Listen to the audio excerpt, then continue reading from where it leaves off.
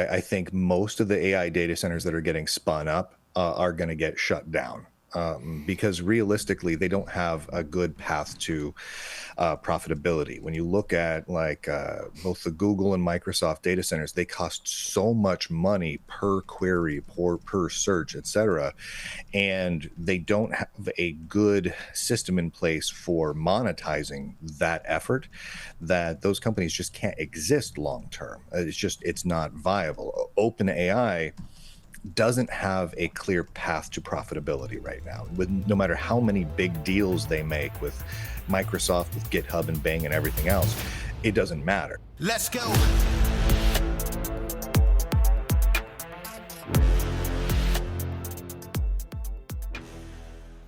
Welcome to Citizen. We got a special guest today from Lunduke.com. Bryan Lunduke, how's it going? It's amazing. How are you doing? I'm living the dream. I'm a little, I don't know. It's not sick, just like random bullshit in the air that affects you for 2 days. I'm feeling it too. Both me and my wife woke up this morning just feeling like crud. I don't know where do you live, but we live in Louisiana. We live in the swamps of Louisiana. Oh, I'm just west of you in Austin. Yeah, it's that time of year, I guess. Anytime it rains, right. It just kicks all this shit up into the air. Oh, shoot. I mean, I've got 3 kids, so. Oh, yeah. They bring home whatever there is, yeah. Yeah, my girl's got a 5 and a 3-year-old. And it's like, all right, I guess I'm going to be sick for the rest of the summer. Yeah. Yeah, that's it. It starts now, and it doesn't end. Yeah, well, what are you going to do? Let's get into you a little bit. Are you from Louisiana originally, or did you move there? No, heavens no. Where are you from originally? I'm a West Coast boy. We fled Portland, Oregon during the Portland, Oregon 100 days of nonstop riots, the summer of love around all the BLM stuff, and somehow ended up in Louisiana because it's not Oregon. It's like the polar opposite of Oregon in almost every way. So we ended up here. But why there specifically? Because Louisiana is kind of a specific place, you know. It's a real specific place. With like a very specific culture, depending on where you are in the state. So we were traveling the country. We were homeschooling on the road and looking for the place we wanted to live. We knew we didn't want to live in like Seattle, Washington, or Portland, Oregon, or any of the other Antifa-ruled places anymore. And we had a book of cool places to eat. It was like 100,000 places to eat before you die. And there was a restaurant in Louisiana that they said had the best gumbo. So we stopped for the gumbo, and it was sort of like that Twilight Zone episode where they stop at the cafe and then they just never left, and the population goes up by 2 and it's real creepy. Except it was wonderful. The food was basically delicious, and it caused a 3-night stop to turn into a several month-long stop, and then we ended up moving here. I love it. So captured by gumbo is what you're saying. Basically. Oh man, the food here is insane. Yeah. It's enough. That should be enough all by itself. Yeah, there's a lot of reasons to live somewhere or not live somewhere. I think good restaurants are probably a good reason. Right? Good food. After that, everything just is secondary. Good food and no riots. No 100 days straight of rioting it's a big bonus for me. Yeah, Portland used to be nice. They had like some of the best Asian food in the country out there, especially like not like Japanese, Chinese, but like Vietnamese and Thai food. Some of the best in the country was out there, and now I don't even know if those places exist anymore. Yeah, no. Now the whole downtown of Portland, Oregon, just smells like cat pee. And it's ridiculous. Is that from bums or from meth labs or both? Because little bit of both. Oh man, half of all the shops downtown in Portland, Oregon, are boarded up windows now. Even when they're still open, the windows are all boarded because they smash the windows on every other Saturday. It's just you can't hang out there with kids and do anything fun anymore. It's ridiculous. It used to be beautiful, but what can you do? Yeah, that's kind of a, people have debated broken window theory for 80 years or so now. But the number one, it passes the smell test immediately, right? Because enforcement of low-level crimes, that's the stuff that parents worry about when they're going to take their kids somewhere. Yeah. Right. Right. Like, am I going to have to, or even your wife safe. Or something, right? Like, am I going to have to deal with some bullshit walking around downtown? Fuck it, we'll just stay home, or fuck it, we'll move to another city.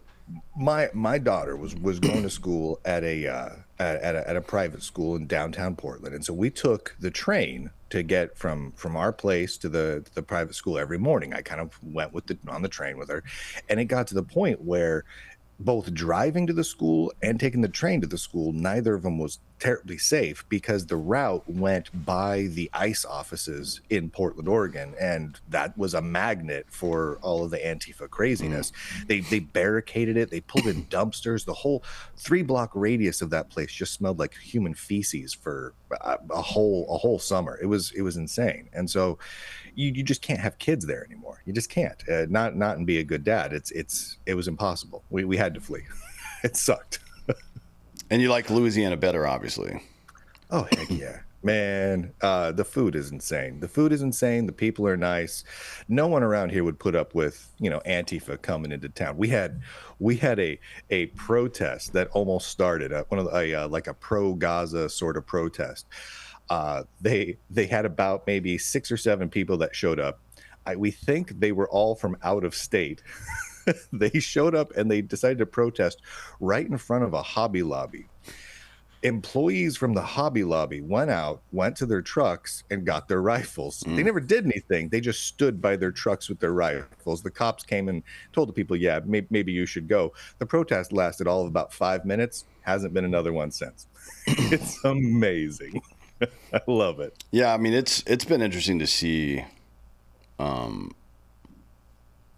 like where these protests start and finish, and how they get bigger during certain times and smaller during certain times, and none of it really. I mean, I guess through the lens of postmodernism, it makes a little bit of sense, but I guess that's at the very top level, right? The people that are the people that are funding and creating chaos and stuff are certainly operating from the postmodernist handbook, but the people that are actually out on the street are just retarded, right? They don't know what they're doing. They're crazy for the most people. part, yeah. Yeah, it's insane. The they thems that are all out there, burning down things and pulling statues over. It's craziness. It doesn't make any sense. Yeah, so I mean, I've been talking to a lot of people about this recently, from my military friends or friends that I served with or something like that. And my political and philosophical friends, my religious friends, my classically liberal Democrat, like center-left people, I guess under this Overton window, that's the only way to really describe it now. But about why it seems like there's more, like quantitatively more honorable men during times that are difficult than easy times, right? And I don't know that premise is necessarily true either. It'd be hard to quantify it, frankly, but it seems like it is. And I don't know if it's like one of my buddies said that when times are difficult, there's more opportunities to express that, so it becomes more obvious that there's more honorable dudes. That's what I think. That's what I think it is. Because, I mean, a lot of it really comes down to dads, right? I mean, and when times are easy, the dads are focused on being dads. The dads are focused on their kids. Their dads are focused on, taking care of their family and their wife and all those other things. You don't see that, right? That goes kind of unnoticed. But then when times are tough, well, the dads now have a few other things they need to do to ensure a good future for their kids. So they do these big visible things, and it seems more heroic sort of thing. But I think it's the same. I think the people are the same fundamentally all the time. It's just whether or not they have the opportunity to express it is a good way to put it.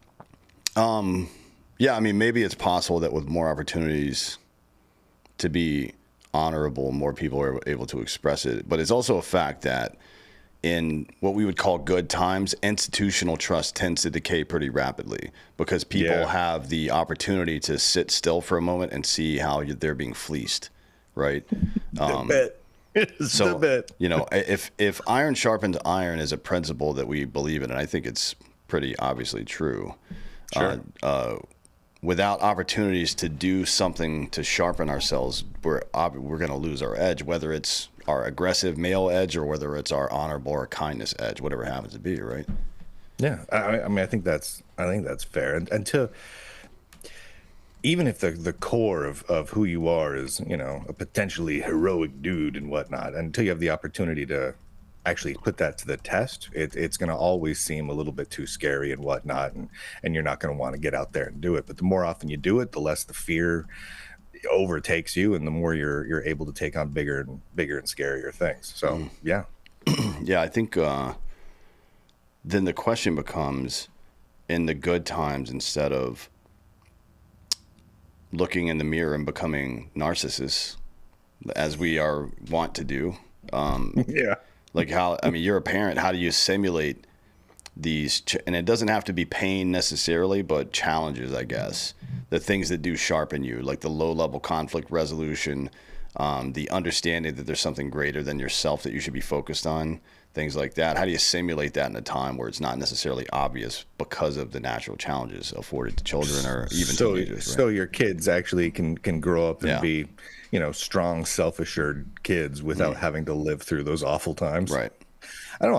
I think that's a core fundamental challenge. That's why that, you know, the meme of the cycle, good times create hard, you know, is there, because I think most people have a difficult time finding that sweet spot of protecting their children while at the same time exposing them to enough challenge in life that they grow up to be strong, right?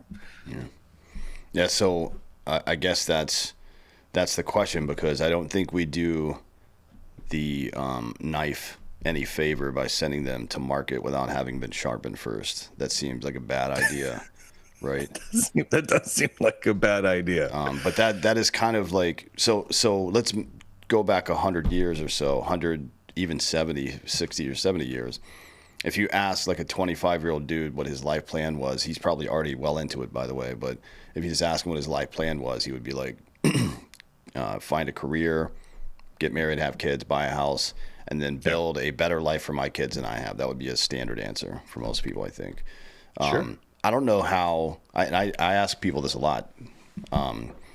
Certainly, I've had some challenges. My childhood wasn't the best, but in adulthood, I spent a lot of time in war. But my adult life has been pretty fucking good. Yeah. Like, relatively speaking, it's been pretty good, and I do well.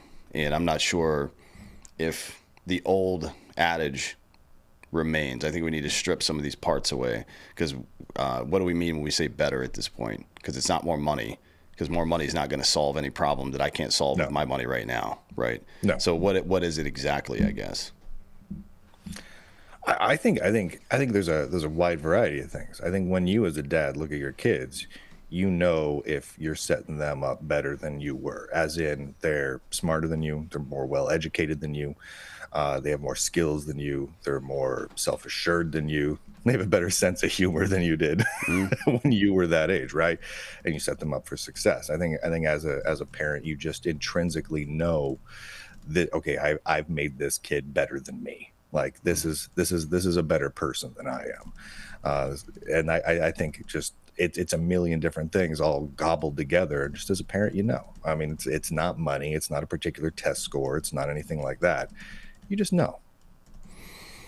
Yeah, I mean, more well educated is definitely a decent barometer, I think. So you're much more good or educated for the kids. Yeah. Absolutely. You're and by the way, it doesn't mean more education necessarily, but better. No, is probably better. Right, the solution to that. And then probably better educational habits as well, so that learning process continues throughout life.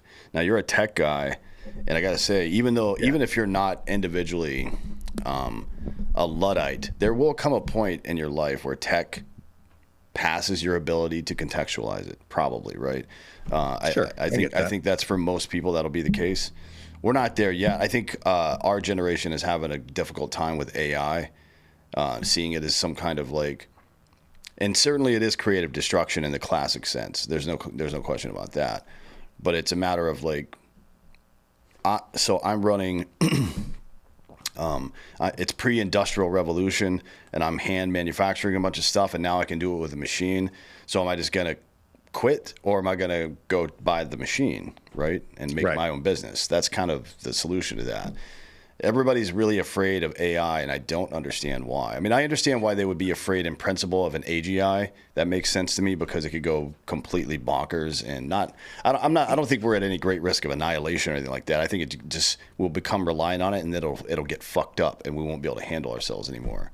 But I'm a lot more concerned with people who look at it as a threat instead of something as a force multiplier, which is what it really is, right?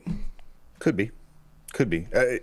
It's difficult. So, I mean, we're, Gen X-ish, right? And so that means we grew up being warned by John and Sarah Connor of what is to come from the AI, right? And they're just one of the many fictional examples of some sort of AI system and things go horrible and now we all die because they kill us. Now, if you go back in time, there are several different moments in human history where a significant advance in technology or engineering or machinery has automated work, and there was fear around that. So like you go back to the Industrial Revolution of car plants where they're primarily robotically controlled, right, and most of the cars being put together by robots now, and there was a lot of fear around that. But the fear was a fundamentally different fear. Those fears around the Industrial Revolution were around, what if this takes my job? I'm a little bit too old to learn a new trade craft. It feels a little bit scary to me. What if I don't have enough money next year?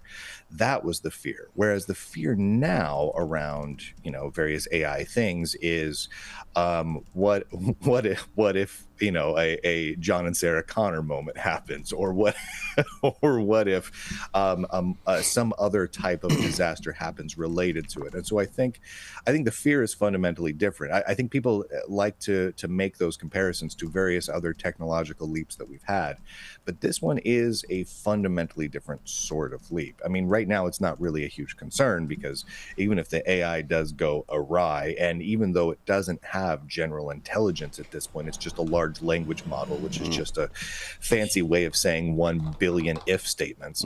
But it technically it can still make decisions and go awry. So what if it goes awry? Well, we still have the ability to yank the power cord and just shut it down. So we're not really at a point of potential annihilation and needing to call on a robot from the future to come protect us just yet.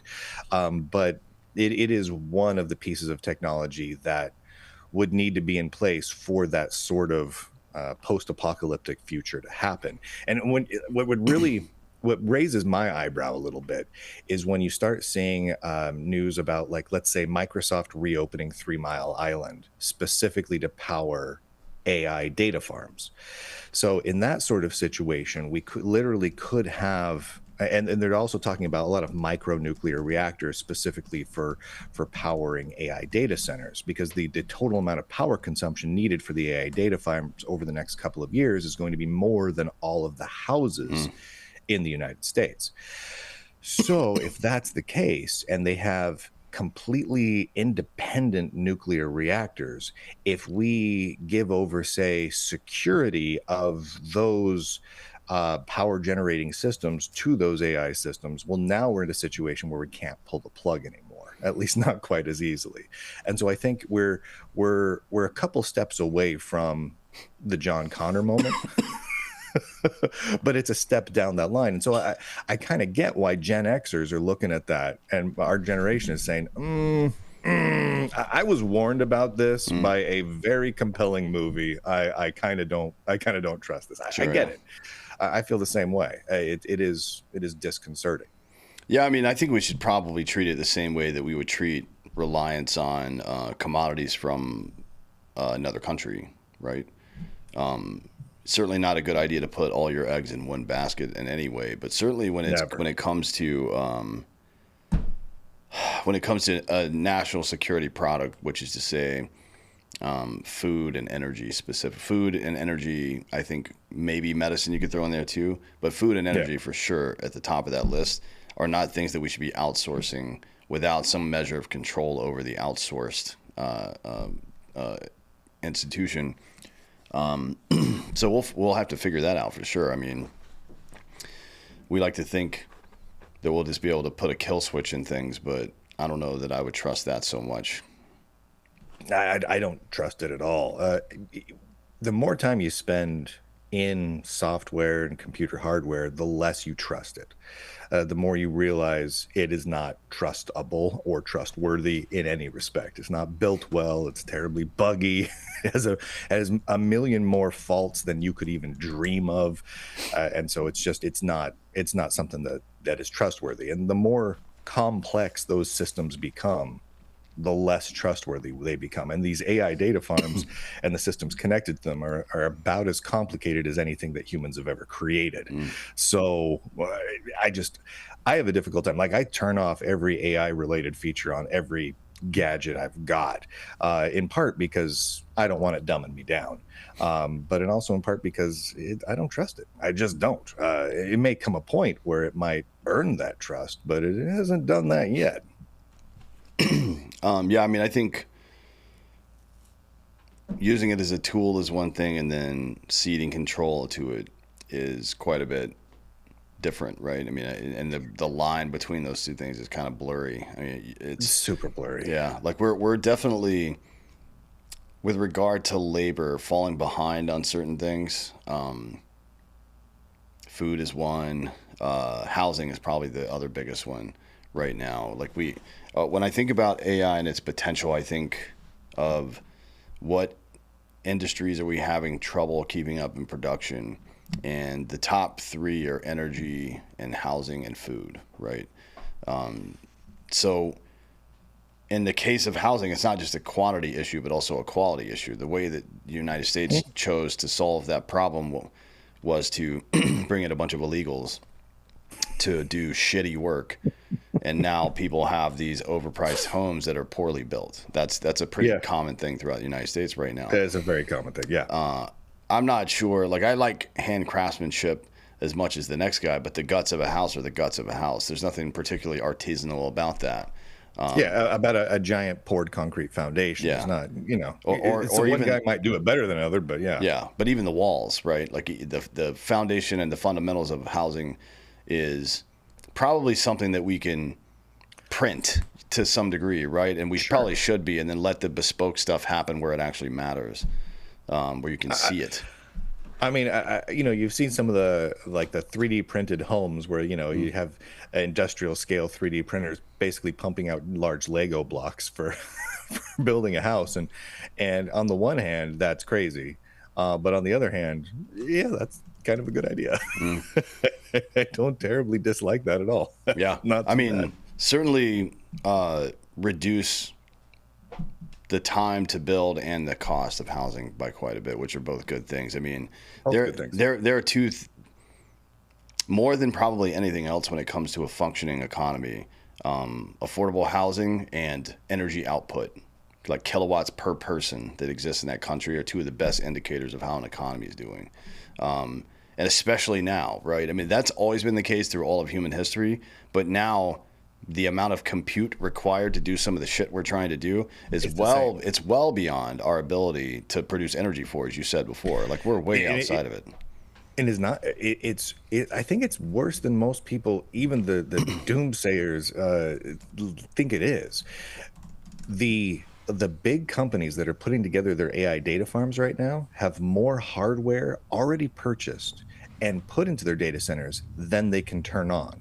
So whether Microsoft, Google, Amazon, all of them, they've been buying up these big GPU racks from NVIDIA and other companies, and they can't actually turn them on yet. In fact, we're looking at potentially years until they can turn on all of the hardware they've already purchased. And we're talking about the big data farms, which means if you look at like the stock price, NVIDIA's stock has soared because of sales and pre-sales of those GPUs. However, the companies who've been buying the bulk of it are now stopping, because they can't power what they've already purchased. So now what happens to NVIDIA's stock price a year to 2 years from now, when all of a sudden their sales bottom out because there's not yet quite enough energy? Even with returning on 3 Mile Island and everything else, there's still not enough energy. And so it's going to create some financial issues. There's going to be some stock market issues. There's going to be some bottoming out around it. There's going to be some AI companies that are going to invariably go under because they don't have the electricity or the infrastructure to actually power what they've already invested in and what they've already gotten venture capital for. So it's just a practical thing. There's just no way over the next year or two to ramp up electricity production fast enough to meet those demands. Like looking at, like, you're in Austin. Mm-hmm. So in and around Austin, San Antonio, and Dallas, Fort Worth, there are dozens and dozens of massive AI data centers, huge ones that have been built or are currently funded and under construction. They're not running yet because that area in Texas does not have enough electricity to power those data centers on the grid that currently exists. So they have to update both the grid, or they have to put in those little micro nuclear reactors at each of those AI sites in order to power those AI data centers. And right now, that's not happening. A lot of the companies now have nuclear experts. Like Microsoft has like a director of nuclear power now. Which is wild to me that the company that gave us DOS and Windows now has a nuclear power director.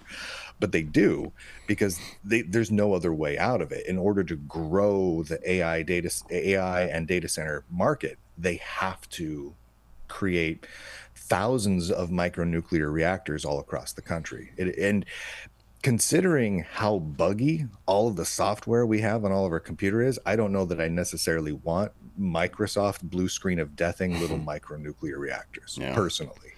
I'm not against nuclear at all. I just I don't know that I want them running it. Yeah, there's a bunch of companies, private companies, that are purchasing SMRs, which is small modular reactors, that won't be ready for 10 years. Right. Yeah. So I'm not sure what our capability to build those is, like how many we can put out a year. And some of this stuff is like, it's just a math problem that we refuse to accept as reality. Like when the Democrats were pushing all this green by 2035 bullshit. Well, we only produce 6 million electric vehicles a year. There's 400 million cars in this country. Yeah. That's not, that math don't math, motherfucker. Like you can't make that work. So it does not math at all. I don't know how we're going to build enough SMRs and then large full scale reactors, and I don't know how much uranium we can produce either, technically speaking. Like that. So I don't have an answer on the uranium, but on the reactor side of things, the answer is currently we can't produce as much as people want to buy. That we're nowhere near the capacity on that. Nowhere near. Even if the companies producing them want to ramp up like crazy, they've got a couple year lead time. They're training people, they're building manufacturing facilities. It's just going to take time. And the nerve-wracking part about all that is they're rushing. People are rushing to get these things in place. And again, I'm okay with nuclear energy, but I don't want it rushed on behalf of the blue screen of death company. And others. Like that just seems like a recipe for disaster, no matter how you slice it. Yeah, I don't know. Certainly, you don't want to rush making a nuclear reactor. That seems like pretty obvious. So let's see. So you're in Austin. There are, and last I was looking at the data center update, there was like 7 or 8 around Austin that they were looking at firing up. So that means that pretty much any neighborhood you live in Austin, Texas, you're going to be in range of having an effect should there be something going very wrong with those small reactors. Even though it's a small reactor, the area of effect is much smaller than, say, a Chernobyl sort of incident. You're still in range of it. And I don't know that anyone feels super comfortable with that. Like if you know that you're 2 blocks down from an Amazon AI data center that's powered by 2 nuclear reactors, how comfortable are you with that? Like as often as Amazon screws up shipping, It just takes one mess up, just one, and now you have to flee your home. Yeah. To me, I just it makes me too nervous. It makes me way too nervous. Yeah, there's a lot of. I've been looking into it lately. I think we make 5 to 10 SMRs a year globally. Yeah, it's not a lot. Yeah. Right. So, I mean, and then you have. It's not helping that. And we need thousands. Yeah, yeah, to be very clear. Yeah. It's thousands of them. Yeah, I think the U.S. like Trump's doing a lot of stuff right now, signing stuff. The Congress obviously is doing nothing because that's what Congresses do. Yeah, it's their job. I think as far as the energy department goes, they should be trying to get 25 to 50 full-scale nuclear reactors built in this country over the next 25 years. Do whatever you got to do to get it done, right? But for SMRs, then the other problem is one of the main primary purchasers of these things are the UK and Germany. Germany, by the way, who's shut down their larger, like private companies in Germany are buying them. Germany had 6 nuclear reactors in 2005. They have 1 now. They've been shutting them down because they're for fucking what reason I don't know. So they could build Nord Stream 2 and buy fuel from Russia, which makes sense, right? But yeah, they've been shutting stuff down. So Europe has been so regressive when it comes to nuclear that we're probably not going to see a huge leap in the tech or in the output capability. All the tech advances for SMRs has come from the United States, which is not surprising. I think they've taken them from 100 up to like 500 production wise, output wise. I mean. And that's the top end. The one that just came out in 24 can do about 500. So still, which is good, by the way. It's a quarter of what a full scale reactor can do. That's a ton of energy. Yeah. No doubt about it. But when you look at the total energy needs, it's a drop in the ocean, right? And so we need so many of them. Again, like you were saying earlier, it's a math problem. It's just it doesn't math out when you start adding it all up. At least not over the next couple of years. The next couple of years is chaos as far as AI data centers and power goes. Where do you think it's going AI wise, not just in the U.S. but globally? I think most AI is a solution in search of a problem.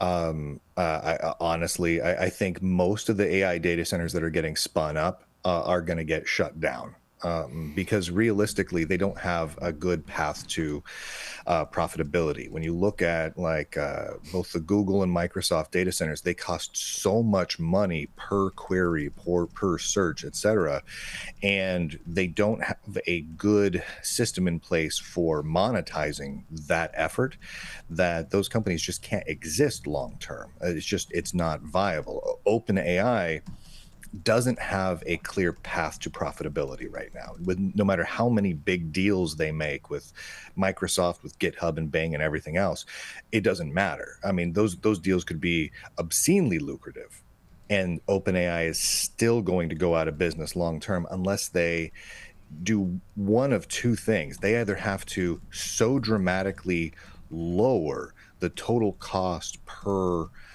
search per run of an AI query, and we're talking like less than 0.5% of what it currently costs. Like, I mean, it has to be hundreds of thousands of times increase in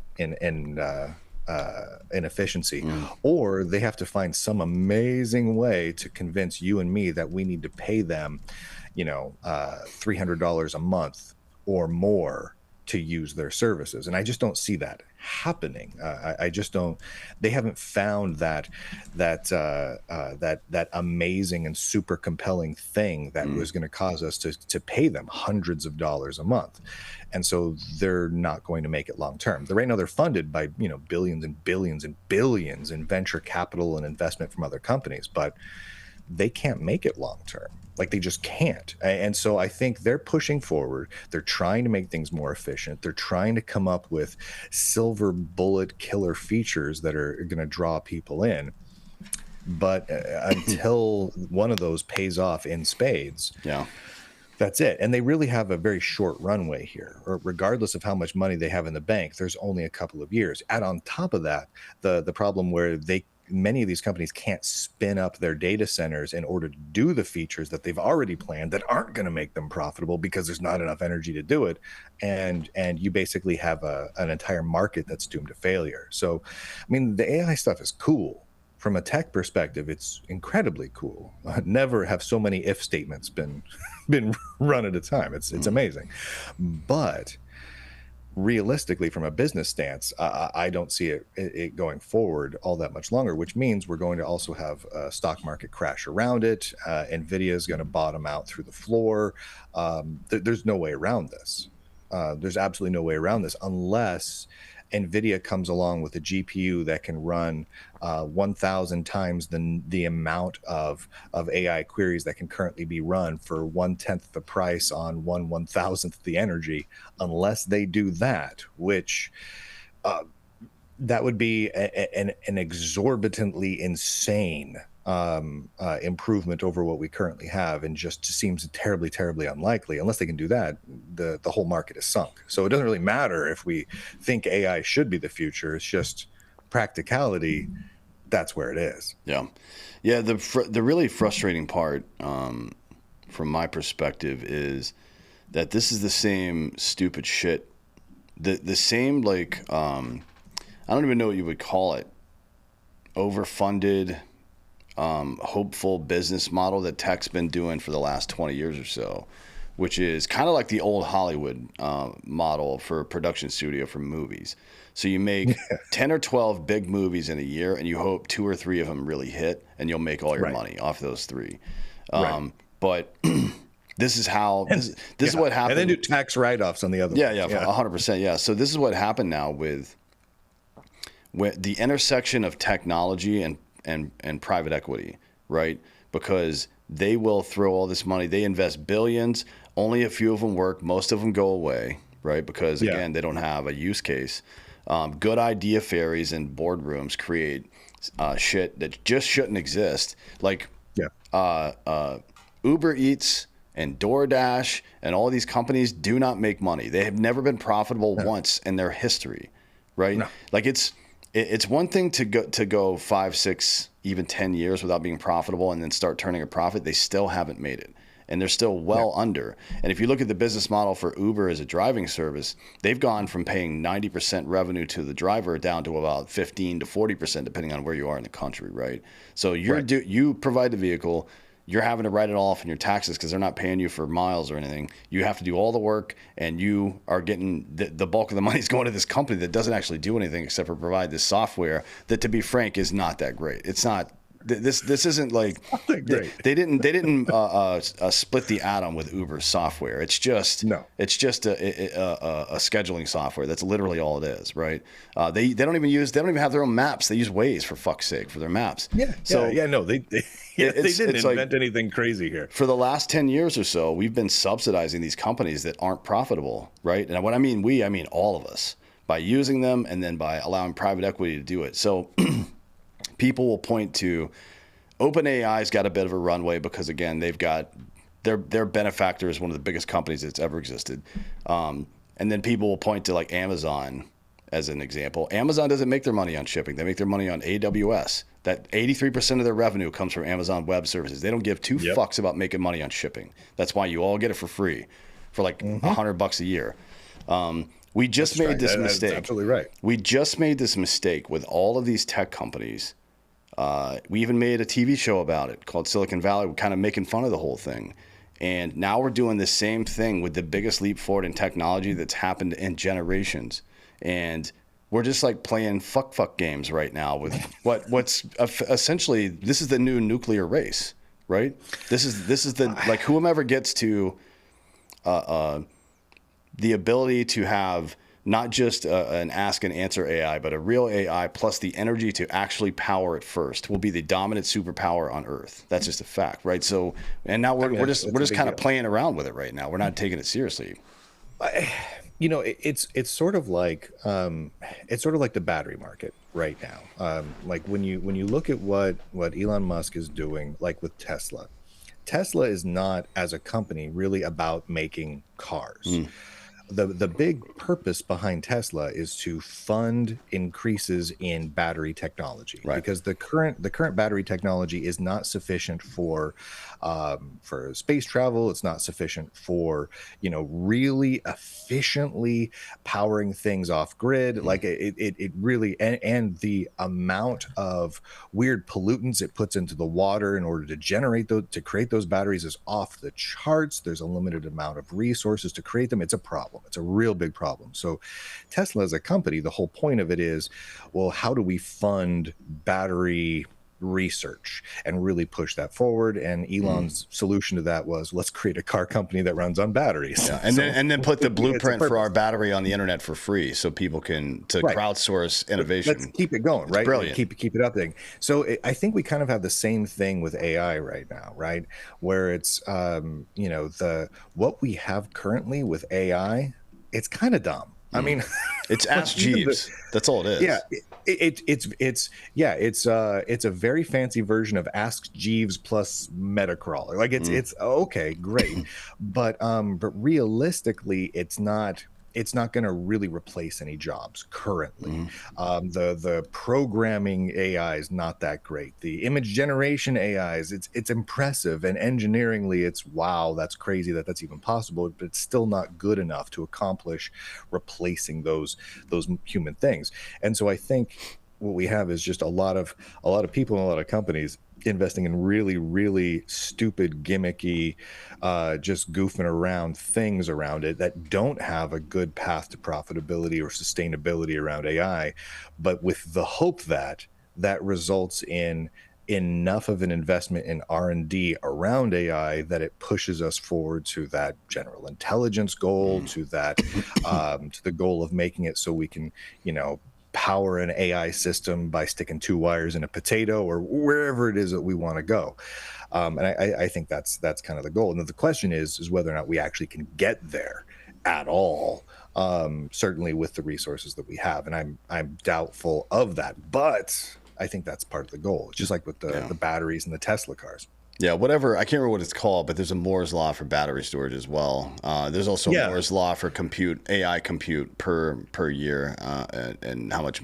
I can't remember what it's associated with, but we've got to speed that up, certainly, whatever way we can. I mean, it's again kind of first worldy in the problem category, because 75% of the Earth's population still use wood fire, either coal or actual wood, for energy. Hey, that makes the food taste better anyway. It does, yeah, but not so much inside your house with this inhalation and whatnot. But just crack a window, I guess.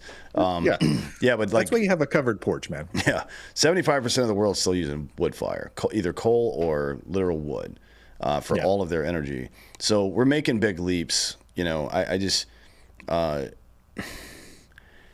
don't know that we're like maybe it's the confluence of just the microwave culture we're in right now, but it kind of seems like there's a lot of snake oil around. Remember NFTs? And like a picture of a monkey is the dumbest explanation of what an NFT is. Like a piece of memorabilia of any sort as an NFT is.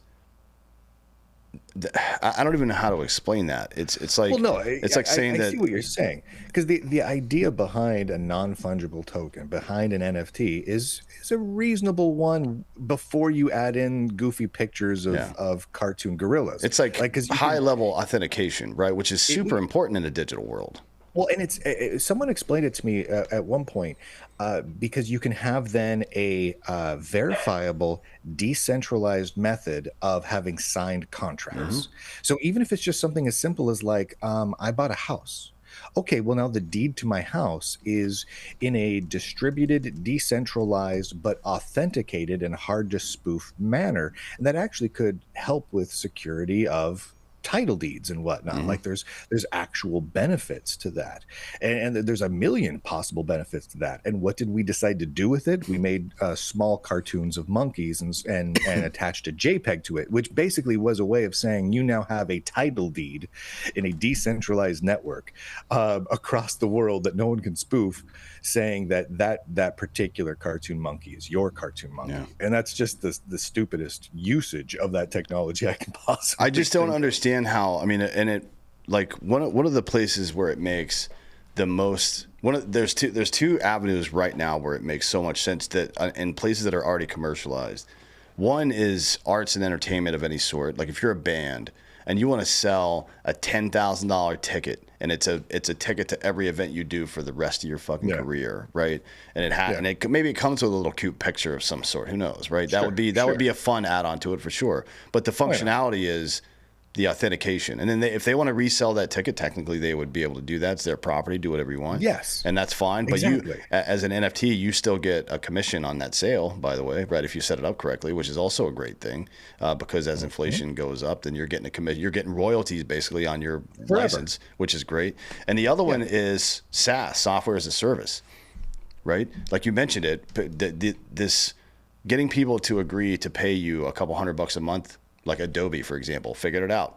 They built a pretty decent suite of products, which are not as great as the competitors, but they're all in one place. So there you go. They're all in one place. They're all in one place, and you just pay one flat fee a month. And everybody's like, "Oh, fuck it, I'll do it." Because remember, Adobe used to be like $130, and you just owned it.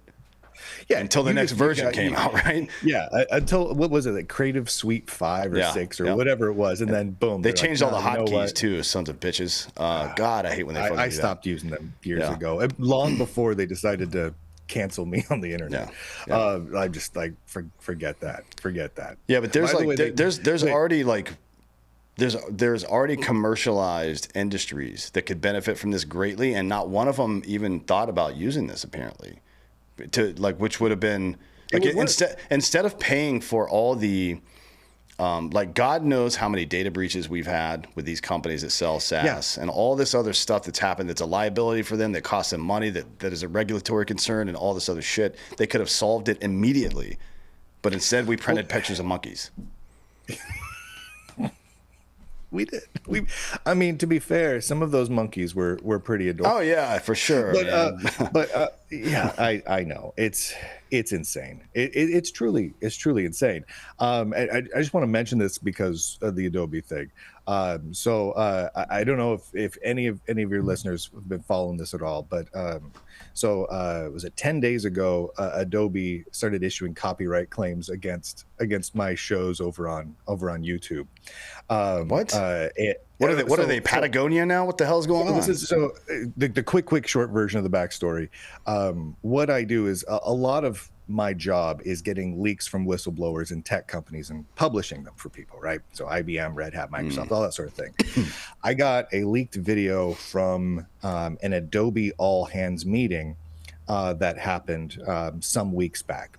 And I published part of that video where the CEO and the chief people officer of Adobe made some statements about how they were going to end their DEI related programs in the company. So I leaked that video out. And Adobe hit my YouTube channel with copyright claims, 2 of them, and got those videos taken off of YouTube. Wait, so they didn't send you they didn't send you a C&D for breaking the law. They just tried to use Google's regulations to fuck with you. Yeah. They didn't send anything to X or Rumble or anywhere else. Just because they won't honor that stupid shit. Obviously, right? Yeah. So obviously, I'm in my rights to publish it. I'm allowed to. It falls under Section 107 of the Copyright Act. I'm good to go. So I fought it. I filed a counterclaim, and from that point, I believe it was May 2nd, Adobe has 10 business days to file legal action against me. So they're still in the window for doing that. So they have a couple days left. I think it's Friday, something like that. I think they have until Friday to do it. But as yet, they have not responded in any way. They've stayed totally quiet about it, which is amazing to me. Absolutely amazing. Well, certainly they don't have a case. I mean, if a private citizen reached out to you as a whistleblower, you have every right to publish that information. There's nothing they can do about it. Yeah, there's nothing. They're just trying to intimidate you and fuck with you on a platform that'll play ball with them, which is Google. Yes, that's exactly right. Anyway, so if anyone wants to check that out, they can go. They can still watch that on X. That's still up on my Lunduke Journal X account and Rumble and everywhere else. But YouTube, you can't find it because YouTube automatically takes down anything that a copyright claim is issued against, which is just friggin' stupid. It's really silly, man. I mean, a lot of my friends work in the just the way they moderate content. First of all, there's not one American involved in their content moderation. It's all like Indonesia. And the way outsourced. Yeah, the way that they've been getting away with doing gun stuff is the only time they'll put certain guns in the actions that'll get you flagged for it. They only use old timey guns like revolvers, wheel guns, and stuff like that because the Indonesian people think that it's like a Hollywood movie or something. They don't understand the difference between serviceable guns that are modern and old school guns. So if you have like a lever action 30-30 or something, they think, oh, it's a cowboy movie. That's how stupid it's gotten. That's retarded. Yes. I mean, that's patently retarded. Yeah. Anyway, yeah, it's really dumb. Yeah, we'll see. Adobe hasn't taken any legal action yet. I actually haven't been able to get a response out of them. You won't. Right? I don't think I will. I mean, that's just like somebody in the legal department was like, somebody in standards. It was their head of social media that did it. Yeah. Because when you get a copyright claim on YouTube, it gives you their contact email address, and so I was able to look it up, and it was like their I don't know, senior something of social media that issued their that particular copy. Oh yeah, I'm sure. So part of me wonders if their management even knew they did it. I mean, they probably talked to somebody in legal, and legal was like, we can't do anything about this. I don't know what you're. Like what are we going to do? We can fire the employee maybe for a breach of contract. If it's a current employee, that's pretty much all you can do, right? So they're just going to stay quiet about it and hope it goes away. Yeah. Well, it's not because you seem like a loudmouth, and I doubt you're going to stop talking about it. So a little bit, yeah, I've heard that. It's a good benefit to our country to have people who aren't too scared to say what the fuck is happening out loud. You know, this whole, over the last 10 years or so, this attempt to make manufactured consent the standard for everybody is way more, like I would rather have upfront thought police come into my house threatening me than pussies on the internet trying to convince me that what I'm saying is wrong and damaging to other people. Like, shut the fuck up, dude. I'm not playing this game with you. So this is a real thing. So I have 3 kids. They're homeschooled, right? We homeschool our kids because we want control over what they do and we want them to advance. But we've been going through a lot of different science books over the years because we've been trying to find really good science material for them, workbooks and things like that. We ordered this science workbook once that literally had an entire section on how basically science was consent, consensus. So they had these experiments that you do, these systems where you sit the kids down in a circle and you like hand a kid a marker, and every kid gets a turn to speak and pass around the marker, and whatever the consensus is amongst the kids in the circle, that was the truth, because that's what the consensus was, and that's how science works. And me and my wife just read that, and we're like, this is BS. This is insane. This is basically crazy psycho indoctrination, and a bastardization of the scientific method. And we're nerds, we're engineers, we're not going to put up with that. So that went into the dumpster. Yeah, but yeah, I mean, we're doing this at like an institutional level where we're like training kids away from using the scientific method, away from having critical analysis of things, and towards just building consensus. Well, you remember the whole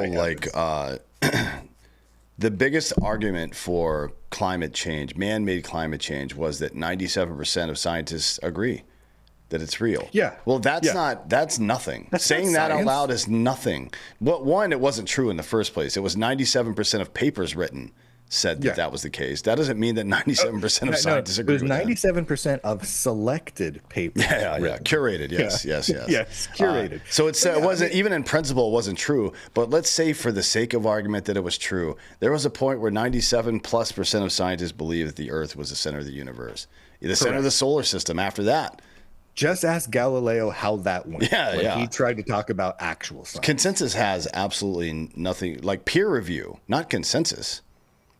Peer review is a helpful step. Yeah, peer review and consensus are not the same thing.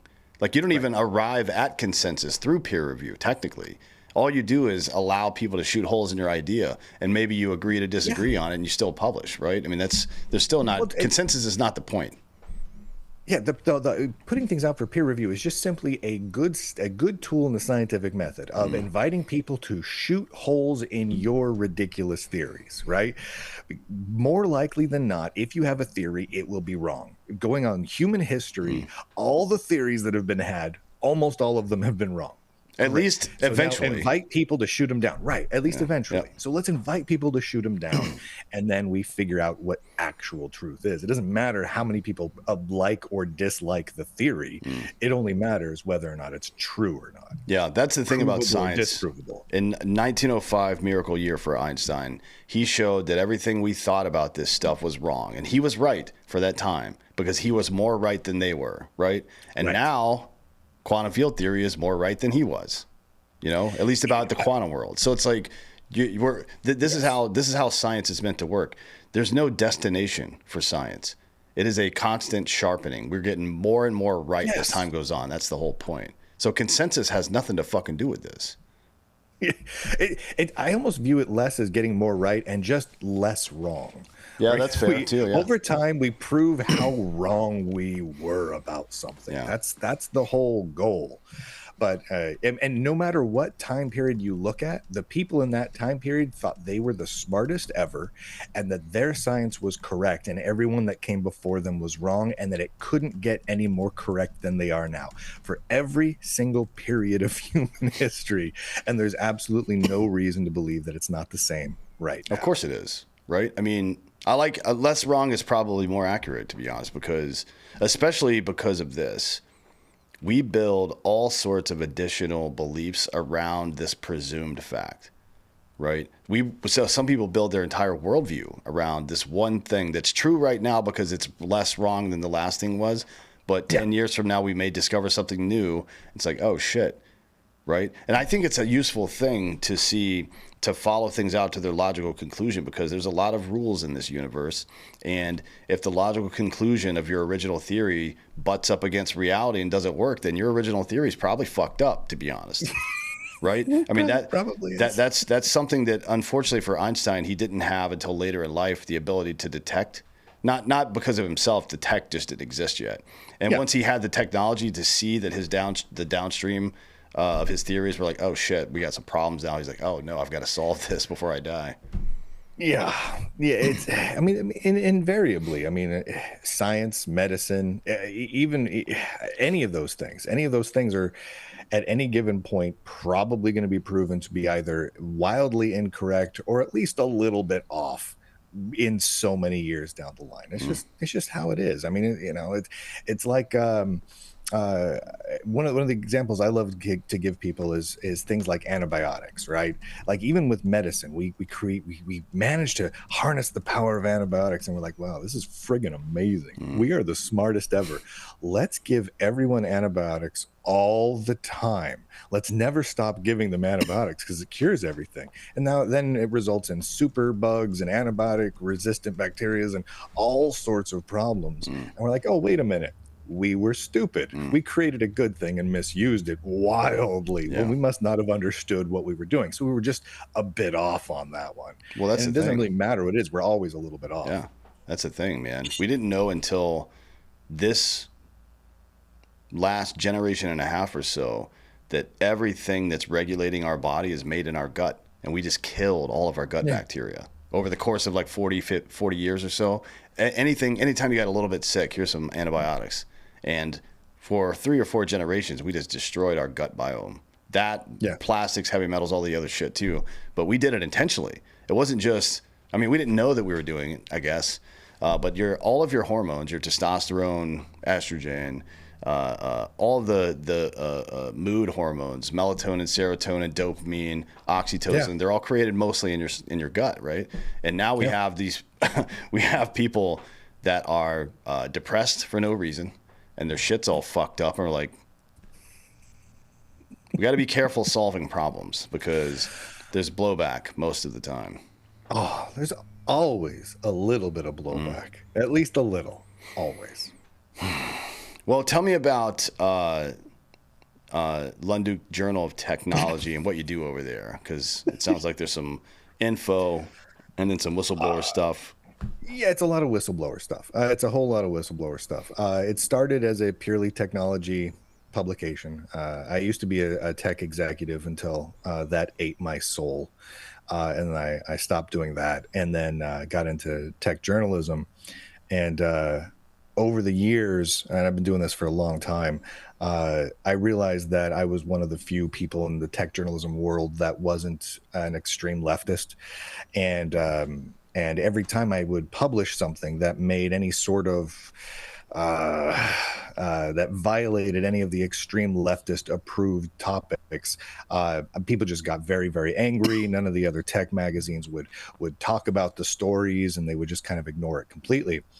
And as I noticed this going on, I kind of leaned into it a little bit because I realized there were a lot of stories that weren't getting told.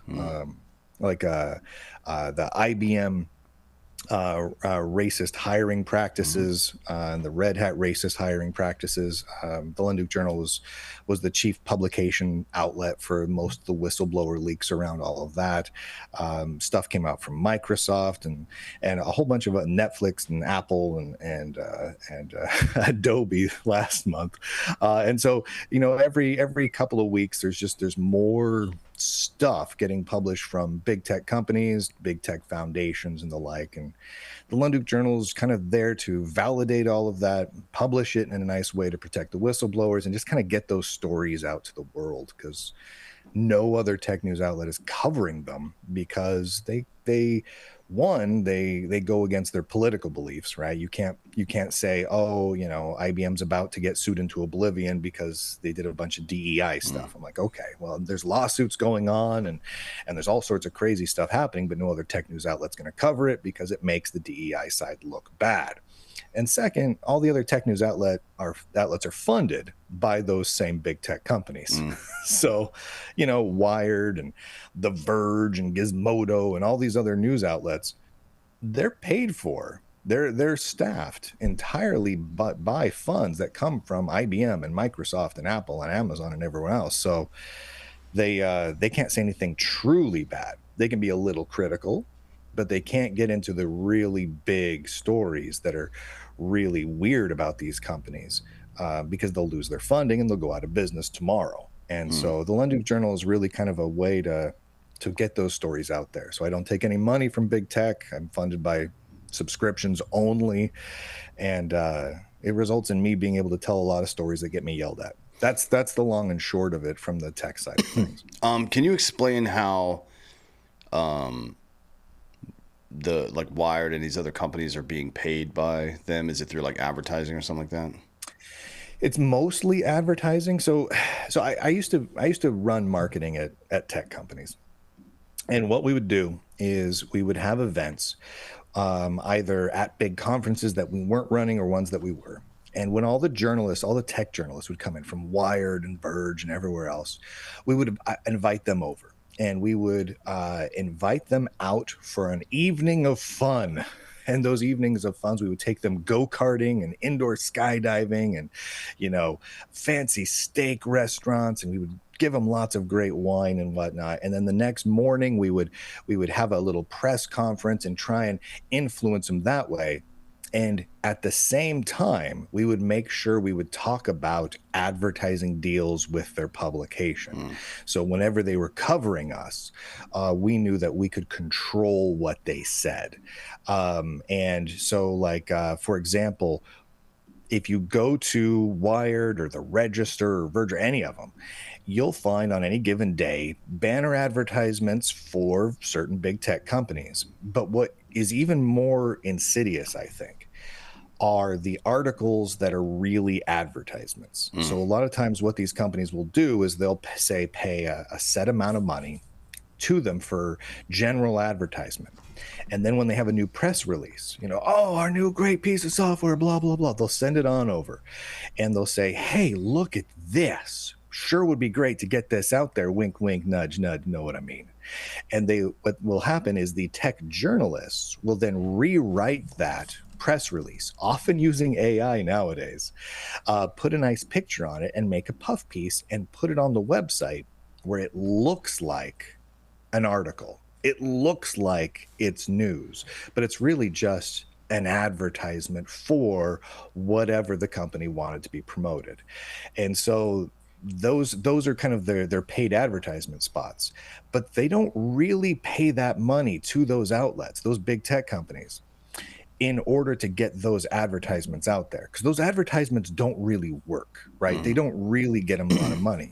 What they need is to control the narrative of all the other stories and make sure that when something bad happens, it doesn't get covered if it's going to hurt their bottom line. Couldn't they just do the right shit? Like, here's a good exercise if you're out there and you're a tech company. It sounds so easy when you put it that way. Like, imagine the article you would have this company write for you and then just do that stuff. Right? Because you know this from working in the industry. I was the VP of marketing at Black Rifle Coffee, right? And we have like crisis managers that will call in when things happen, but they're all full of shit, to be honest.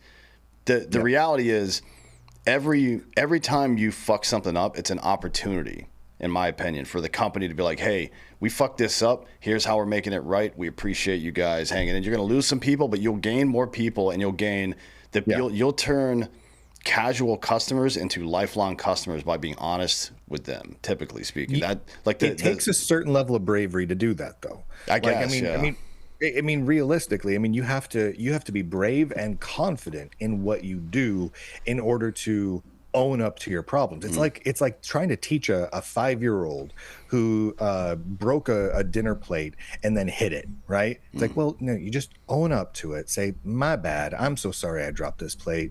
Here, let me help you clean it up. Well, now all of a sudden your parents are going to think they have the best 5-year-old in the world because you owned up to it, right? But the people that run these companies, the executives, the heads of marketing, the mid-level management, they're like 5-year-olds that have never learned that lesson, right? They never learned the lesson that, you just own up to screwing up and offer to fix it and make it better. That's how you grow as a person. They are still stuck at I broke a plate. I'm going to hide it under the couch, and then I'm going to blame the dog. And then if anyone challenges me, I'm going to scream at them. Yeah. Right? Yeah. That's the emotional level that they're at. Yeah. This is, by the way, this is basic relationship psychology, and it applies to your personal relationships and your relationship with institutions as well, whether it's businesses or government or anything else. Reward the kind of behavior you want as much as you punish the kind of behavior you don't want. This is a critical thing for kids, especially, by the way.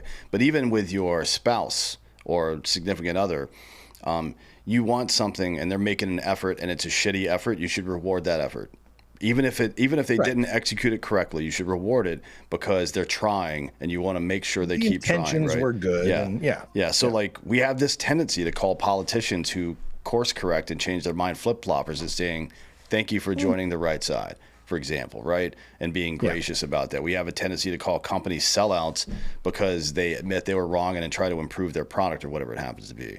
It's like, okay, that's one way to handle it, and you're well within your rights to do that. Fine, stomp your feet. Maybe, but a lot of times, they're just trying to be better. Yeah, burn your jerseys and everything and act like a child if you want. That's what you're within your rights to do that. But if you... This is true for the government that you want, for the type of companies that you want to service your products, and your interpersonal relationships. Reward the type of behavior that you want. Spend as much time doing that. There's this Christian child psychologist called Charles Dobson. He ran this organization in Colorado called Focus on the Family back in the day. And one of his books in one of his books, I remember reading it when I was a teenager, actually. He said, the more often you catch your children doing the right thing, the less often you'll catch them doing the wrong thing. And I believe fundamentally that that is true in every facet of your life, right? If you pay attention and reward good behavior, look, in classical conditioning, the best example of classical conditioning is a dog, right? Treat-based conditioning works infinitely better than fear-based. It always does. Yeah. Reward-based always works better, and no matter what species you're talking about. So why do we not just logically map that on to the other stuff that we do? They don't like the people at the big tech companies. I mean, they don't want to be wrong. I mean, for example, like with some of the companies that I've published whistleblower material on, instead of owning up to it, they'll create an official company policy where they do not respond to Lunduke, to me. There's literally foundations and companies out there that will ban and get rid of people entirely if they simply post links to my articles or say my name. Like their strategy is to silence and belittle and dehumanize anything that would suggest that they messed up at all, instead of just fixing themselves. I mean, we're seeing this in huge companies, and it seems to me like it's happening at companies where this would not have happened 30, 40 years ago, right? So like let's say IBM, or IBM is a massive firm, right? I mean, IBM is huge. IBM used to be staffed, and they had lots of problems, and they screwed up in lots of ways, but they had a tendency to own up to it and kind of man up about it. Nowadays, they get called out and they just, throw kind of a little hissy fit about it and forbid everyone from talking about it. It's crazy that the whole tech industry, by and large, is like that nowadays. Yeah, it is very bizarre to me. I mean, love him or hate him, when Elon Musk fucks something up, he tends to just casually laugh and say, "Yeah, that was fucking stupid." Yeah, right. Now I'm doing the right thing, which is weird, man, because that's the norm. That should be the normal reaction. I know we have that's just human pride and ego and shit, but every human being that's ever existed has been wrong about literally everything and forever, all the way up until the point that they were right. Like you were wrong or ignorant about every single thing that you know to be true right now until the very moment that you've discovered the actual truth. And that is true for every other human being that's ever existed. So why the fuck are we so wrapped up in pride of authorship? It doesn't make any sense. Like it doesn't make any sense. This idea that the idea has to be ours, and that if it's ours, it has to be correct. Those are those are fundamentally at odds with the scientific method and all of human history as well. I just don't understand it. I don't either. It's nonsense. To me, it's a massive cultural problem. I mean, it's a complete bastardization of the scientific method, and it's a cultural issue. And the people making those decisions at these companies, like with Adobe, right? Adobe has been making some very strange decisions over the last several years, and they've alienated a lot of customers because of it. And you can kind of see where they refuse to course correct when you see their C-level executives talking. It's like, okay, they're not ready to be grown up enough to admit when they've made a mistake. They're not there yet. And you'd think someone running a multi-billion-dollar international corporation should be at that point, but they're not. Has anybody ever tried to do that? Like, I'm gonna run my company the way that just like an honorable person would. Well, I think we are. I mean, at like a very high level. I'm talking about like Fortune 500 companies, right? Has anybody just tried to do that, and like the results will be what they are? Maybe you can't get there doing that because it's such a cutthroat world. I mean, it's a pretty cutthroat world, but I think there's a good argument to be made that even with companies that we don't necessarily always like, that some have at least at some level tried to do that. Like a good example, I think, is Microsoft, because Microsoft regularly and has since their beginning done things that are shady and funky and screwed up. But at the same time, they have course corrected 1,000 times. They've admit they've screwed up 1,000 times.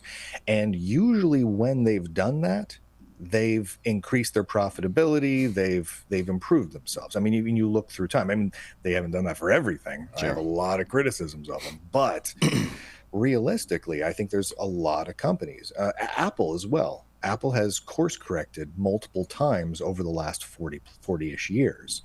And when they've done that, it has been to their benefit. And so I think to a certain degree that happens, but the people running the companies are still just human beings, and there's changeover of those human beings. And then you lose someone who's willing to admit they were wrong, and you put in their place someone who will never admit they were wrong. And now the company's going down a wrong path, like what you see with Adobe and IBM and others right now. Yeah, it's weird, man. It really is, because there's so many examples, especially recently. I would say over the past 12 months, Robbie Starbuck has been lighting companies up for all this DEI bullshit that's been going on behind the scenes, and has forced some pretty serious companies to backtrack and get rid of their DEI policies inside their companies. And they've handled it in different ways. Some of them have told him to go fuck himself, and then he published the information and their stock price took a hit. And then some of them, like Jack Daniels, for example, came out ahead of time and were like, you know what? Our board wasn't aware that this shit was going on, or maybe we didn't see how big a deal it was. It's ended now, right? And the people, you can see this pretty much invariably. The people who got out ahead of it did really well. Their products didn't suffer. Yeah. And then you see Bud Light. Bud Light probably won't ever recover fully from that. They lost $40 billion in market value from that stupid shit that went on, right? And they've had... It isn't just the market value that they've lost, but at this point, over the last year, the amount of money they've had to spend making it up, it's going to take them 15, 20 years to make that money back in net revenue. And all they had to do was say, and our buddy actually was a VP over there at the time, and he quit, Anson. He was like, yeah, I'm not getting involved. This is stupid. You guys are stupid. You got to knock this off. They said no. He was like, well, I'm fucking out of here. And he started a private investment fund with Vivek Ramaswamy, who's pretty good at money. So he's pretty good at money. That's the word on the street. Yeah, in the end, it worked out for him. But like Bud Light had the same opportunity. They could have said, you know what, this is some mid-level marketing person, and we don't believe in this shit. We know that like Americans drink our beer, and that they don't believe in this shit. So we're going to end it right now. They would not have seen a blip. It would not have affected their sales in any way, just to say we fucked up. But here we are, right? I don't know. Well, look, we got to get out of here, but I appreciate the work you do. Somebody's got to hold these dicks accountable, not for justice's sake, but because we need this technology. We need it, and we need it to function properly. And we need the right people to be in these positions, and not this stupid globalist fuckery going on. So I appreciate it for that reason, not because I care about. I mean, certainly justice is nice. We all want it. Blah blah blah. That's the role of the journalist. You have to have, that for the state or whatever. You have to have a contrarian journalist out there that's holding the companies and the politicians, et cetera, feet to the fire. And in the tech world, there was just no one else doing it. I don't even know that I'm the most qualified one to do it. I was just the one that did it. Yeah. Well, tell everybody where they can find you and all your stuff so they can go check it out. Everything's at lunduke.com, LUNDUKE.com. It is the most GeoCities looking website on the internet currently. It is a single page with no animations. There's one picture on it. It's just links. I regularly get censored in a bunch of different outlets because I publish leaked materials. So I have a whole bunch of links there of a bunch of different places, Rumble and X and everywhere else, a podcast that you can grab it. So that way you have options for when one platform decides to shut me down. But lunduke.com, everything's there. I'm more of an Angel Fires guy myself, but nobody under 40 is going to understand that joke. No one's perfect. I don't yet have a little under construction. Yeah. With the website. I'll get that up there with a little the glitter or whatever. Yeah. Well, thanks for coming today, man. I appreciate the conversation. Very interesting. Absolutely. Anytime, my man. Yeah. And thank you all for listening. This has been Citizen.